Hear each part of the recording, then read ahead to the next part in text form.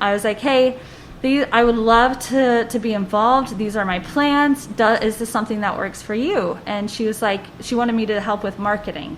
So she was like, you can work remotely anytime you're here. Come to the farm. We'll put you in a hotel. You can be involved in the farm aspect too.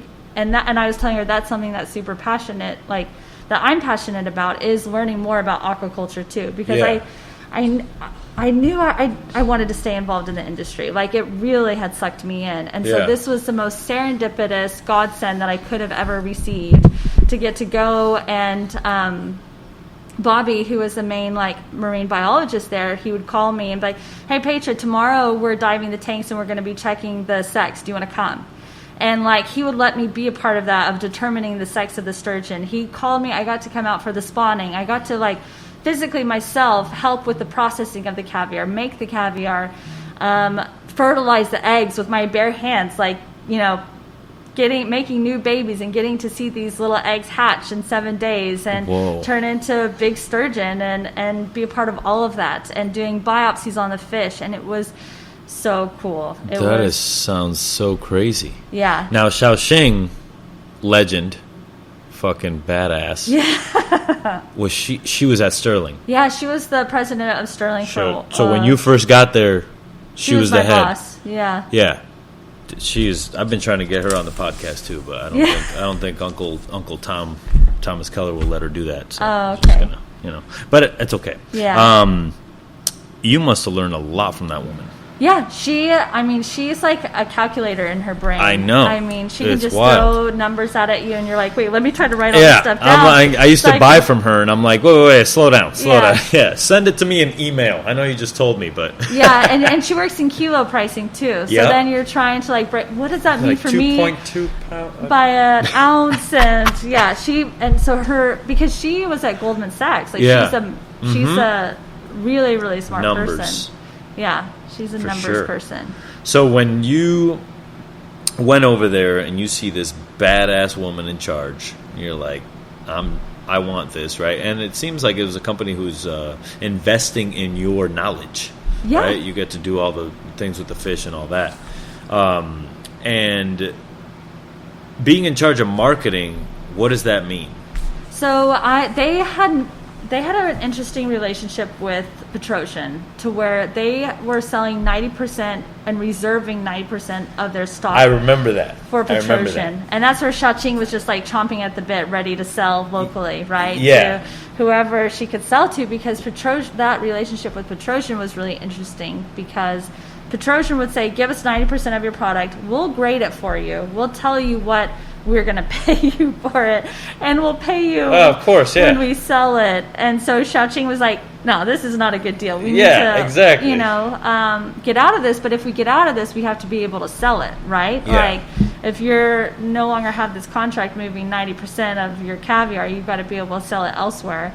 And so that was what she was getting ready for, and she wanted to increase consumer sales, online website sales, and that was my main thing, to work with social media and eBlast and things like that. But I also got to go to the Brussels Seafood Show and go with her and kind of learn about even just the fish itself, selling the meat. Yeah.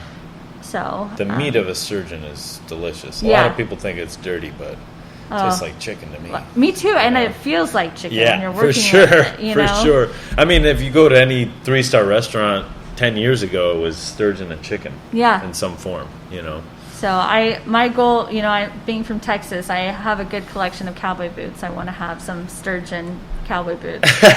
One day I'll get there. Those would be pretty badass. Yeah. Yeah. Their skin is so thick. It's beautiful. Yeah. The scutes. Cool. We were getting baby sturgeon from Passmore. And they're like this, and you can eat the skin. Oh, cool. Crisp up like chicharrones. It's delicious. Yeah. Yeah, that's really super good. Cool. Yeah. How long were you at the California Caviar Company? 2.5 years. 2.5 years. Now, Petrosian, because I remember becoming sous chef and dealing with them while that was happening, because we used to get from Sterling. Uh-huh. When did they decide to not sell them all the bulk stuff? I think they still do. They still do. They do still sell to them. It's just not the same. I think they've adjusted the agreement to where it might be more mutually beneficial. But I wasn't involved in that process, so I can't really speak on that. But I know that's what they were working for. And that's, I think, part of what pushed Xiaoqing to go and start her own business with Thomas Keller. Yeah, because she knows what's up. She knows what she's doing. Yeah. Is there any sort of competition getting yourself aligned with the farms that sell the caviar itself? Yeah, and well, not necessarily getting... They'll sell you anything, but getting the product that you need for your customers, that's the struggle. And to find, you almost get nervous every time there's a new harvest because sometimes something can be off. Like all of a sudden the caviar gets really muddy. Yeah. You're like, what the hell's happening? I've been selling this perfect white, creamy, buttery white sturgeon to the chef at Single Thread all this time, and now it's getting muddy. We've got to make a change because he expects a certain caliber, and we it's our job to make sure that he gets it right. And so, are you the one personally communicating? Are you calling the chefs and being like, "Hey, this isn't right"? Now it's mainly Becca. Becca's like our main Rebecca wholesale. Frazier. Yeah, shout out to Rebecca. Yeah, she basically made this happen. Yeah, she's the hustler. Yeah, she is like, she's like, we need to get Petra on the podcast. I was like, yes, ma'am. Where's she at? Yeah, no, Becca's amazing. Before Becca, it was mainly me. Like when we first started our company, Saskia was the accountant. She did all the back end of stuff, and then I did all the marketing and sales. And now we have Becca. That's so awesome. Where'd you find Becca? So funny, actually. Saskia used to work for her dad. Her first job, and we didn't even figure this out until later. But so this is just how small of a world this is. I met Becca's friend at the St. Francis Yacht Club. We did like a Shuck It Thursday every third Thursday. And I would sit and chat with this lovely girl who worked at the yacht club. And we were trying to figure out if we could poach her from the yacht club. And she's like, well, my friend is going to school to be a teacher, but she needs a job. She's looking to make some money. So Becca started helping us on the weekends. So Becca also was going to be a teacher, which I can still see her being a great teacher, but she's a really good salesperson. And so we hired her just to help in the store on weekends, and then it moved into her being our wholesale sales rep. Whoa. And then, lo and behold, Saskia's boss, and one of Saskia's like favorite people in the world is Becca's dad. No way. Yeah, Saskia used to always talk about her boss and how hilarious he was, and he's just so much fun. And then she's like, you're his daughter? Yeah, and you can totally tell they're exactly the same person. Oh, awesome. Yeah. Okay. Yeah. Very cool. Very cool. So it seems like you are the top 3 in that company. And then we have Hope, too. Okay. Hope is she's the store manager and the marketing, she's head of the marketing team now. Got you. So she was our first employee. Yeah. Okay. Yeah, and she started out as an intern and is now really worked her way up. After you left the Caviar company is when you yourself started, or when you went to Sterling. After that, that's when you started Caviar Co. Yeah, so when I came back from traveling around the world, did this full lap, and then I came back and I needed a full-time job. It was time to get back into reality and working life. And unfortunately, Sterling didn't really have that for me. And so I was like, you know what? Let's start our own, and we can diversify, because all throughout, I really care about the education. Yeah. And I want to have a range of products. Like, I love white sturgeon. It's an amazing caviar.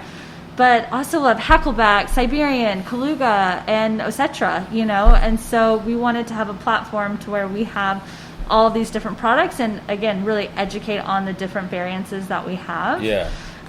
So we decided to start our own, but still work with Sterling. So I still buy from Sterling. Okay. Now, yeah. Heard that. Do you buy all of your caviar from Sterling? No. Okay. No, only our white sturgeon. Got you. So you sort of mix it up here and there. You know what you like. Yeah, we bring in product from Poland. Now we're just getting product from Madagascar. First caviar farm in South Africa, and so that's Siberian sturgeon, and it's really good. It's pretty cool, and we bring in product from China, Italy, Poland, Tennessee, and then we get like trout roe from Spain, salmon from Alaska, whitefish roe from the Great Lakes. So it's a big variety of products coming from different places. Who is the hardest country to work with when it comes to caviar? I wouldn't say it's country. I think it's all about just right now importing is tough. Like things are getting delayed, and you really don't want delays with caviar because it needs to stay as cold as possible. Yeah. You know, things getting stuck at customs. And go bad and get to your door spoiled. Yeah. Yeah, so I think that's the hardest part is once you've established and you have some you know what you're getting, but just waiting on it to arrive, that's tough. Like I'm even in the same boat with my champagne. Like I'm waiting on a ton of champagne.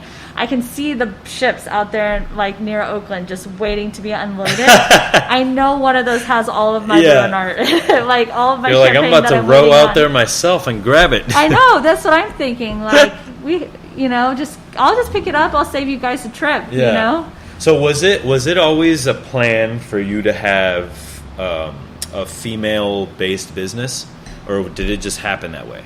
It really just happened that way, Yeah. and I'm glad it has. Yeah, for sure. My team. I absolutely love my team, and I will do anything I can for them. Like they do so much for me personally and for the company, and we're like a family. Like they were the first ones to find out I was pregnant. Like I actually told them before I told anyone else, you know, and part of it was we were supposed to have a cider and caviar pairing that night, and I was like, I really can't partake because I am pregnant. But they I think Hope was the first one to meet my daughter when we had to do. I was just out of the hospital for like maybe 3 days, and I had to run some caviar to Michael Mina. Yeah. And so I brought Adriana in when she was like 5 days old, and I was like, Hope was the first person to hold her. She's already slanging that caviar. Yeah. 5 days out. Yeah. That's awesome. And she loves caviar. Yeah. Oh my gosh, it's that's actually cool. ridiculous. Yeah. How much I love that. She loves salmon roe. We give her a lot of salmon roe. That's the best part about hospitality kids. Yeah. They just they eat everything. Yeah, and also just appreciate it. Like, they see the grind and see how a kitchen works and how to respect things back there, and how to sweep. Yeah, it's a very and important do dishes thing. There's a lot of people that don't know how to sweep. Yeah, yeah, it's amazing. It's like holding a fork wrong. Yeah. So you start this company and you say, we're going to call this the Caviar Company. Yeah. Okay. And do you have a plan when you start? Where are we going in 5 years? I mean, we had a dream, that's for sure. But, we're self-funded.